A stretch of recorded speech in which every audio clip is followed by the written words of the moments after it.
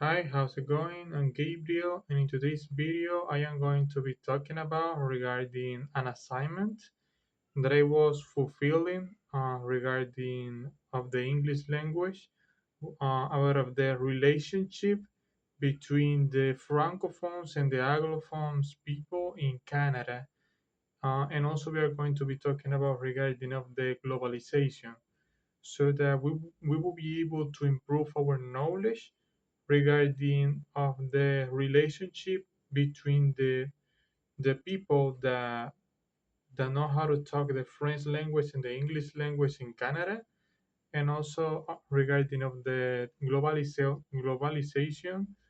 We are going to be talking about that as well. So without further ado, let's get right into it. Of course, I am going to be reading the document that I was doing right there in order to share that information today. So in the first part, we have the presentation where it says basically the university, that the assignment that we are doing right there, Radio Sanchez Reyes. So that is the teacher, obviously. My name, the 100. All right. So that is a part of the presentation. All right. So the introduction. In this document, we'll discuss globalization and how it has changed the way countries connected. We'll explore some interesting aspects that will help us better understand this topic. We'll also examine how French speaking and English speaking communities in Canada interact, how they have learned to coexist, the challenges they face, and the government efforts to support them. Okay. Development. Write your own definition of globalization based on what you have learned so far. For me, the globalization is the process of the connection of all the countries worldwide with the languages, products, and services, and in order to sum it up, all the stuff that they get connected, all the stuff that get connected to all the countries at a time with every single thing that each place has. So that is the globalization for me. So then we talk about of the relationship between the Anglophone and the Francophone communities in Canada. Canada. All right. So the relationship between French and English speakers in Canada is quite interesting.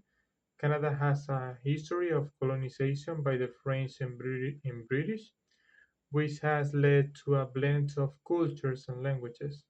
Quebec is the heart of the French-speaking community, where French is the primary language, while in the rest of the countries, English is the most widely spoken. Despite this difference, both groups share the same territory and have learned to live together. The Canadian government is officially bilingual, meaning it offers services in both English and French. This helps both communities feel represented, although this province has their own rules regarding languages use. For example, Quebec focuses on protecting French, while the other province English is the dominant language. This sometimes causes tension, especially regarding issues of identity and linguist rights. Despite these disagreements, most Canadians, whether French or English, live in harmony. This is a recognition that linguistic diversity is an important part of the country's identity in both education and the media. Each community has its own spaces, but there are also initiatives that seek to unite both cultures. Overall, the relationship is a balance between differences and collaboration. All right, so in this part, we're going to talk about of the keywords, regarding of the keywords. So the keywords for me in this document regarding of the globalization and also the relationship between the Francophone and the Anglophone people in the Canadian country So this is the keywords that I am going to be addressing today. Globalization, interconnection, cultures, languages, francophone, anglophone, Canada, bilingualism, Quebec, diversity, identify, tensions, collaboration, government, and communities.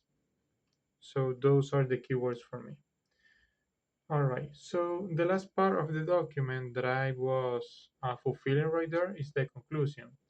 In order to sum it up, the relationship between French and English speakers in Canada illustrates how beautiful and complex it can be to live in such a diverse country. While there are being tensions and differences in languages used, both groups have found ways to coexist and support each other. The fact that the government is a bilingual and that there are initiatives to unite both cultures are examples of how a balance can be achieved, making Canadian identify even richer.